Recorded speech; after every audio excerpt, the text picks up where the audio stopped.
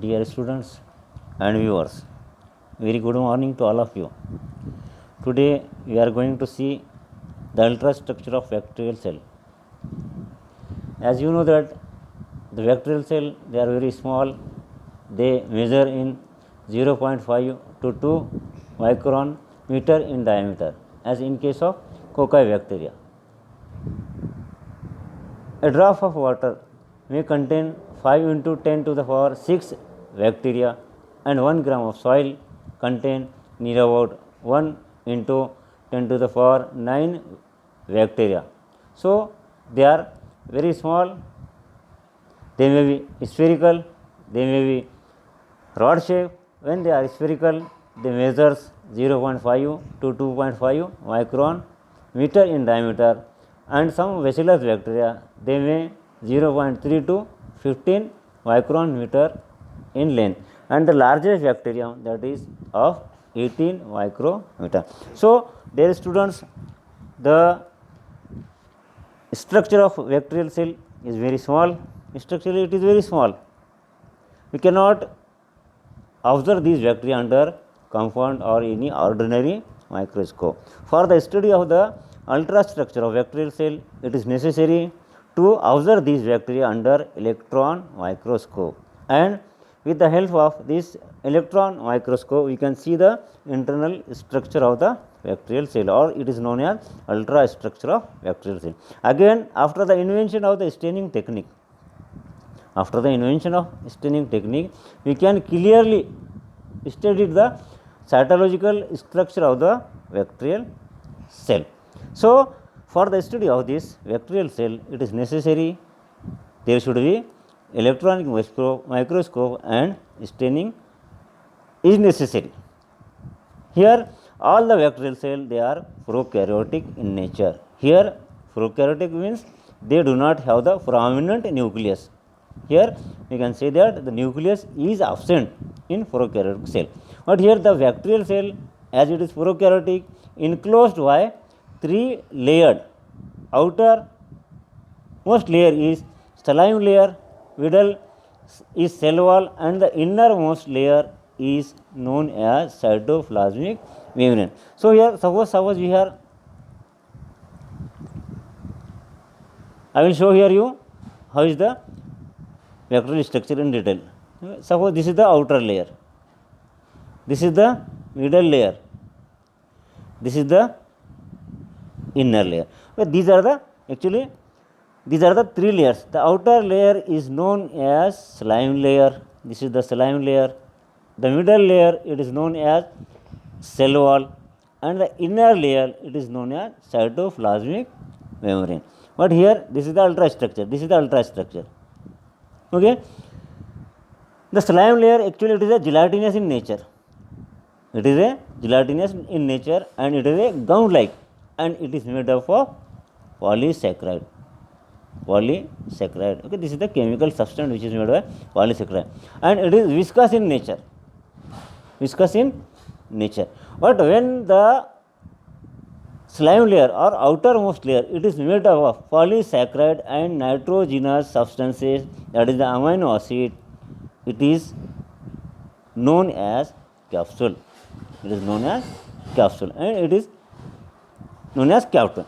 Actually, this slime layer protect the bacterial cell from the desiccation and from the antibiotics. So, basically the function of this slime layer is to protect the bacterial cell from the desiccation and antibiotic. Okay. The next layer, that is the cell wall. Actually, the cell wall, presence of cell wall is a character of plant kingdom. In case of all higher plants, including the algae, the plant kingdom, the cell wall is present. Okay. Here in bacterial cell, the cell wall is 50 to 100 angstrom in thickness, and it is made up of amino acid and polysaccharide. Okay. So, this is the chemical constitution of cell wall. It is made up of amino acid and polysaccharide. Here there is no cellulose. As in case of all higher plants including algae, the cell wall is made up of cellulose. But here in bacterial cell, the cell wall is not made up of cellulose. Instead of cellulose, it is made up of amino acid and polysaccharide. And this cell wall actually it provides the mechanical strain to the cell. The cell wall provides the mechanical strain to the cell. If the cell wall is dissolved artificially, the bacterial cell becomes spherical. Okay, there is no rigidity present in the bacterial cell after the removal of cell wall. Okay, this is the second layer, cell wall. The third layer, that is cytoplasmic membrane.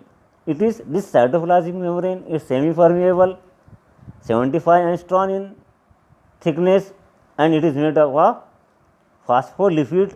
It controls the entry of organic and inorganic nutrient in the cells. It controls the entry of organic and non-organic nutrients in the cell. Okay, it is semi-permeable, means it allows only the useful substance in the entry as well as in the outside, coming or outside. So, it is a semi-permeable in nature. This is the third layer of bacterial cell, that is the cytoplasmic membrane. Next slide.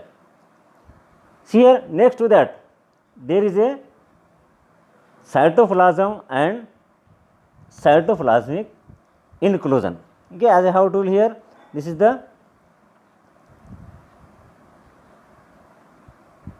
cytoplasm and cytoplasmic inclusion. You see here, cytoplasm and cytoplasmic inclusion.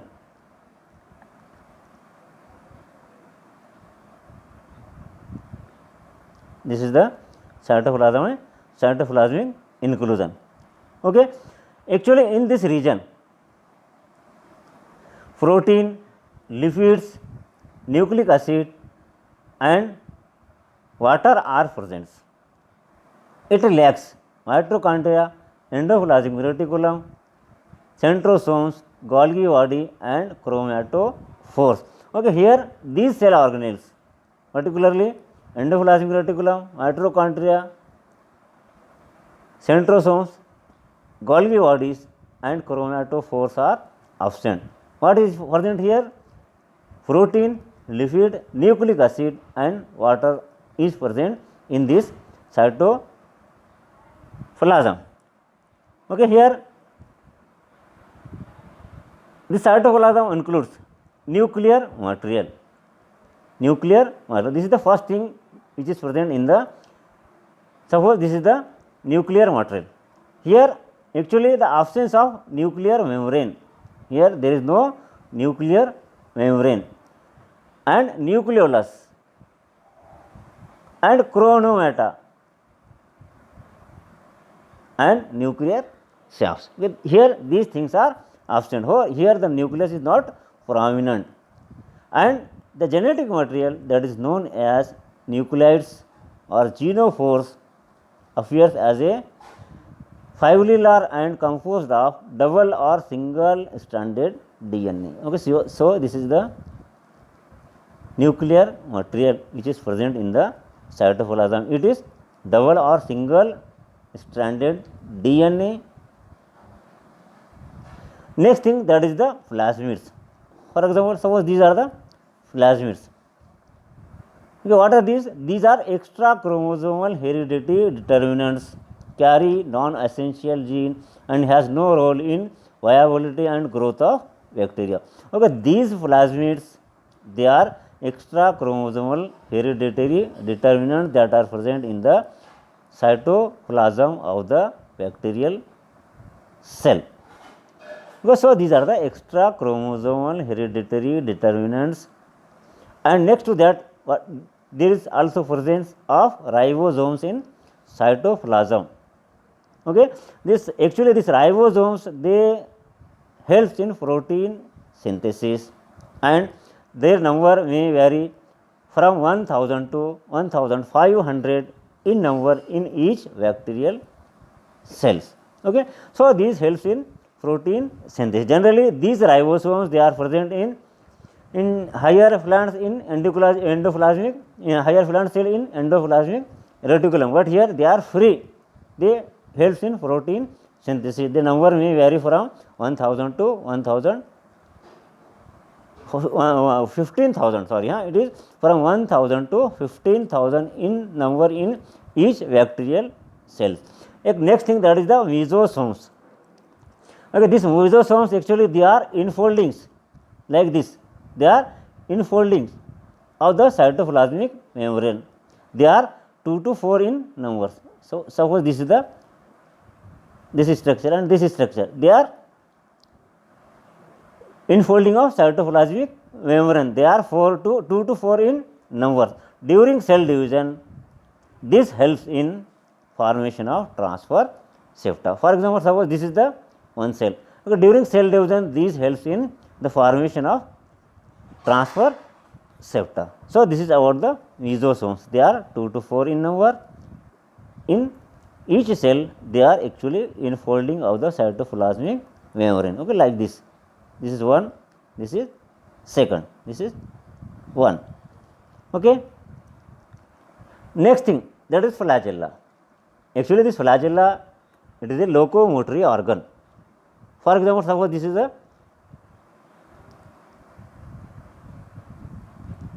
bacterial cell. This is the flagella. Okay, this is the flagella. This flagella is whip-like. We see here whip-like. This is a whip-like and uniform in thickness, and it is uniform in thickness, and it is characteristic of all spiral bacteria. Generally, in spiral bacteria, the flagella are present. In suppose this is the spiral bacteria. So, this is the spiral and this is the flagella. In spiral bacteria, the flagella are present. Again, next thing, when the bacteria has the flagella, that type of bacteria is known as trichus bacteria, and motile possess the flagellum. When the bacteria possess the flagellum, that is known as trichus, and when the bacteria they are not having the flagella, that is known as atrichus. Actually, A means absent and trichus here it is referred to the flagellum. Here the flagellum is absent in atrichus bacteria. Non-motile lactobacillus. Okay, this is the non-motile lactobacillus. Here this is the trichus bacteria. This possesses the motile flagella, and this flagella helps in locomotion. Okay, see here again, on the basis of the presence of number of flagella, the bacteria may be monotrichous, amphitrichous, cephalotrichous, and lophotrichous. Okay, see here. Okay, when suppose this is the bacteria,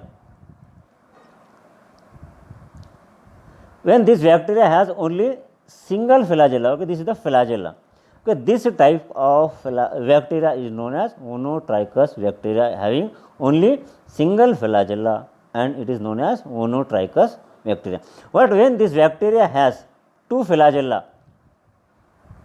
present on both the end, these type of bacteria are known as amphitrichous bacteria. Amphi means both.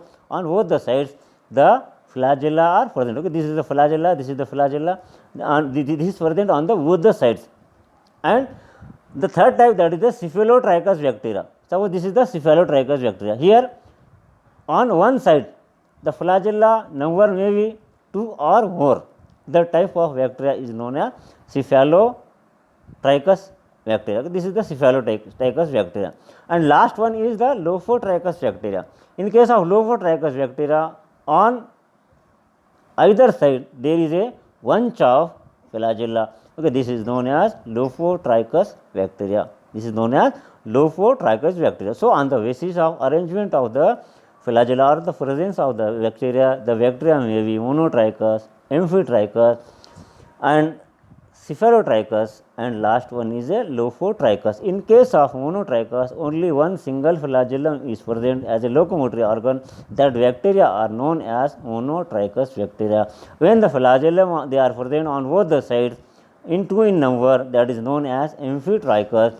And next thing, that is the third type of flagellum, that is cephalotrichus. In case of this, they are two or more of flagella, they are present on either side of the bacterial cell, that is known as cephalotrichus. And last one, that is a lophotrichus. In case of lophotrichus bacteria, there are bunch of flagella that are present on the either end of the bacterial cell, that is known as lophotrichus flagella or lophotrichus flagella. Last thing that is present of, there is a villi or that is known as fimbriae. Generally these fimbriae, they are present in gram negative bacteria, and they are 2 micron to several, the 2 micron in length and several hundred in number. You can see here, suppose I will show here, I show here, suppose this is the bacterial cell and these are the villi or fimbriae. Actually they are 2 micron in length, they are 2 micron in length, and their number may be very high, several hundred in numbers, and actually these villi or fimbriae, they help in attachment to the cells. So the main function of this fimbriae or villi is for attachment. And again these fimbriae or villi, 1 to 5 special villi helps in transfer of genetic material. Okay, so these special villi, they helps in transfer of genetic material. So this is all about the structure of bacterial cell. I think all of you understand the internal or ultrastructure of bacterial cell. Generally in examination, the question in university is asked for 5 marks. Write a short notes on structure of bacterial cell or ultrastructure of bacterial cell. Sometimes in combination of this